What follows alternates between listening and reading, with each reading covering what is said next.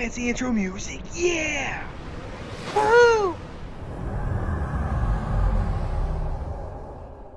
Hey everybody, welcome back to the channel. Today we're taking a look at another uncommon ship in 5-star as we get ready for new content to be rolling out. Now, real quick, the day that this video is releasing, which is Monday, the 7th of February 2022. Wow, time just kind of flying on by there. We will be doing our battle pass giveaway for this next battle pass on Tuesday on Twitch. So right around 24-ish hours from now, go ahead and check it out, at least when this video launches. So if you're curious, make sure you hit the Twitch link, which is in the description below. If you're not even sure how to get there, well, you can always just go to our Discord. Bang, bang, bang, right there. We'll be more than happy to send you on your way. Now, as always, these type of videos only happen because generous people give us the footage that we need, and we'll talk about the different things that we can get from that in terms of like the ship.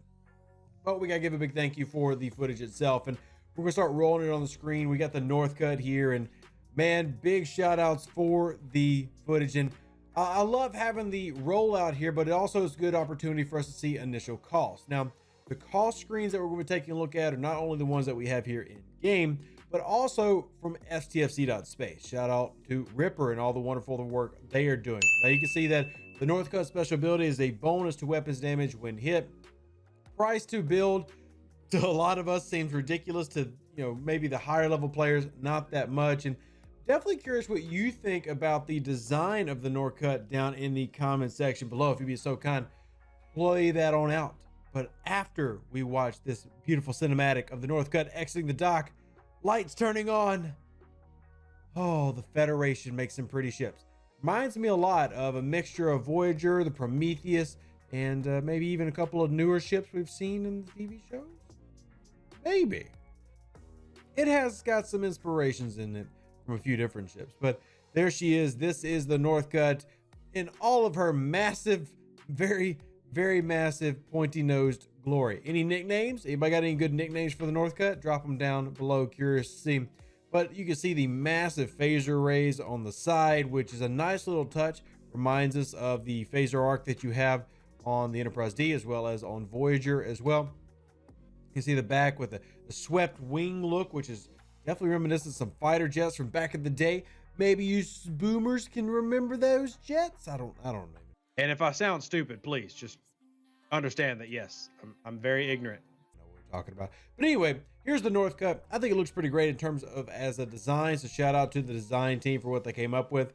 There's definitely been some ships that was kind of like, on the design, and the 5 stars aren't one of them. Let's take a look at this recruit. So we're going to swap this out for our Northcutt from our Kelvin.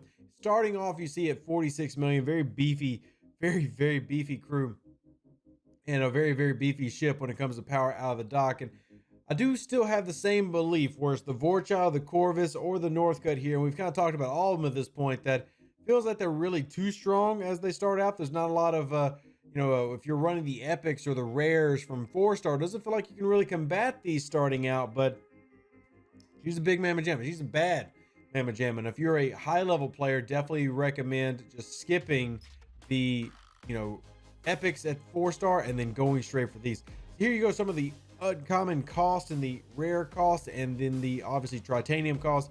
And the latinum is going to be spent on mostly ship parts and commons, which is a really big problem for 4-star or 5-star, more so the 5-star area. You see the uncommon cost for various parts, not too ridiculous at tier 1, but the titanium, 50 billion, 100 billion, you're going to be spending literally trillions of titanium to be upgrading this. But look, starting off with warp range 280 at level 53, obviously that's pretty freaking dope.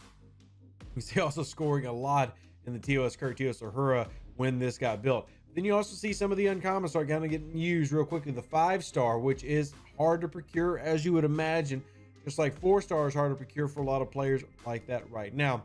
We'll talk about some of the damage that it can do, some of the crews that you can load it out with here in a little bit. But you can see go through this upgrade cost, just the weapons being 200 billion each, and you see the type of resources it's taking the same type of path that you would normally see from an Interceptor, with the crystal uncommon being the main grind. But that's not as big of an issue as it was for the 20s. Just maybe going to be something that you're going to be spending a lot of latinum on, because if you are not ready there yet, if you're a level 35 player, 39, 31, 32, 20, when you get into 4-star and then eventually 5-star, like here with this Northcutt, be prepared. You're going to spend a lot of latinum on things like ship parts and commons. Just go ahead and get used to it and refine those as much as possible. You can see the cost of actually upgrading here to tier 2 in terms of time definitely is going to be a problem for a lot of players. It takes a lot of time to go through that. And then you'll see the whole numbers going up as you're going through the levels here. They're doing just some power leveling once again with latinum, which is going through, man, I guess when you've got 42 million latinum, you really don't care, but I'm just sitting here going, goodness. Literally spent through all the latinum I had. Now, the special abilities of the ships probably are not that great. I mean, they work, they're good. In my opinion, the thing that you really want to focus on in 4-star, 5-star is officers and then research. That's really where you're going to find a lot of your power, a lot of your success. But there's the Northcutt out of dock. Looks all right, looks pretty. Living over here in Romulan space in Ramay, but big mamma jamma. But let's go ahead and take a look at it in use instead of, let's use an armada as an example. Here's the Northcutt going into an armada, taking on a 47 rare Klingon arsenal with only a Valdor as a sidecar. This will give us an opportunity to kind of look at the log and see the damage and the numbers that it can put out. Now, we know the various crews that you can use when it comes to any ship in the game. A lot of us are going to start using the same things. This one is going to load out, and once again, shout out to Bukri for this log. But we're going to use 5 of 10 as a captain. Collect your rewards, my good friend. Let's take a look at the crews and the log. You can see we got 5 right there, and then look at it from a damage standpoint, putting out 1.6, 1.8 million naturally without a lot of extra there. Got Khan running sidecar with 5, and you see the damage is pretty significant.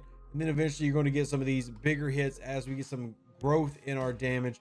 And in general, 5, 6 Khan, decent run, but you're going to see the firing pattern that we're going to put here on the screen thanks to STFC.space. Once again, check that out if you have not already. And as you see this going through, this Northcutt is going to carry the battle. Mainly, as you saw in the previous video, where the hull health of the ship is just so ridiculously high. One of the reasons the 5-star are so strong is because they have these very, very high hull health numbers. The damage can be replicated by things like a Northcutt. A nice little 8 million critical and 11 million criticals we're passing through here. 13 million critical. There's that growth and damage. But when it comes down to the ship itself, the hull health numbers that they have are just really, really high. Comparing those to like an epic 4-star ship, these just start off at much better numbers, which means it can survive a lot of these hits, even though it's not necessarily putting out that much more damage than a Tribune or that much more damage than a Hector. And, you know, 5 million is definitely nothing to scoff at now that Khan is activated. You're getting that bonus in the damage creation there. But in general, we're going to see a lot of crews where you run, you know, the Riker Beverly Khan runs. You can run Riker Beverly 6. Lots of different Armada crews. Normally what you would run in any Armada for any player, you're going to look at those in the same 4-star, 5-star, and even 3-star range. A lot of those crews are very, very similar. You might tweak them just a little bit here and there based on what you're flying, but probably not too much. And then going through this 18-round log of lots of criticals at this point. There's the shields finally going out. But in general, I think you get the idea. I do want to show on my screen a crew that you can look at for PvP. Once again, this is going to vary based on levels, things like that, what you're facing. One of the most common crews you're going to see is something like this. Yuki, Marcus, Kang would be something like fighting another Northcutt, but probably going a step further would be Yuki, Marcus, Honor Guard, Worf. So we always talk about mitigation. You've got that here twice with Kang and Marcus, but Marcus is really more about the shield strip. And Yuki is such an important officer in 4-star and 5-star PvP because the shield strip ability is a flat strip. She's going to take 10% by herself or 15% in this combination. Whether it's a 5-star ship or a 3-star ship, she's a very, very, very good PvP officer. Now, if we were going to be fighting something like, say, a Romulan ship, the Corvus, something that the Northcutt naturally is probably going to watch out for, then we're going to change up how we're loading it based on what is available. So let's talk about Galron real quick. Let's talk about maybe Martok or Bael. You know, we want to look at those officers that are going to give us, you know, more of the stat that's going to help protect us.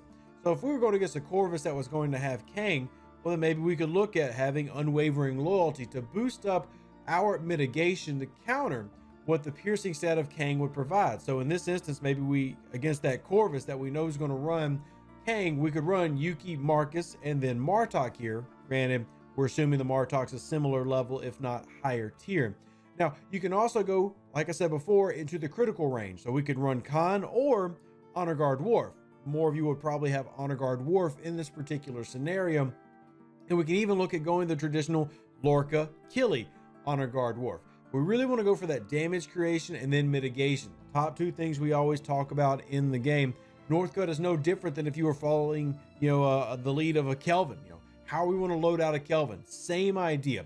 How are we able to affect the battle log with mitigation and with shields and with hull damage, usually creating more pure damage, or how much damage actually translates to the shields and the hulls.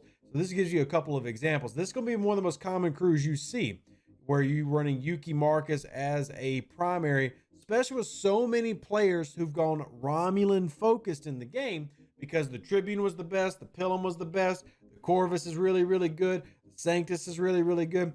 This is giving a little bit of that counter. If you're running a Northcutt, what do I go against? Corvus, maybe something you're seeing the most of.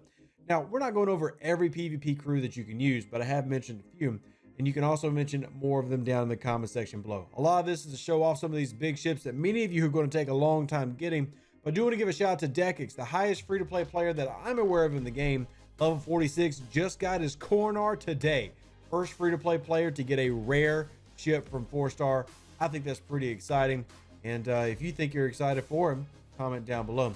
If you enjoyed the video, do ask that you would like it. All you gotta do to do that is this right here. Smash that like button, subscribe if you haven't already, and we'll catch you on the next video and the next arc dropping very soon. Deuces, that's me. Appreciate everybody for watching as always. And Northcutt, she's a pretty little Federation ship, so maybe go pick you up one. Deuces, we outie. Bye. I'm out. An even better outro than the intro. For the Empire and glory to your house.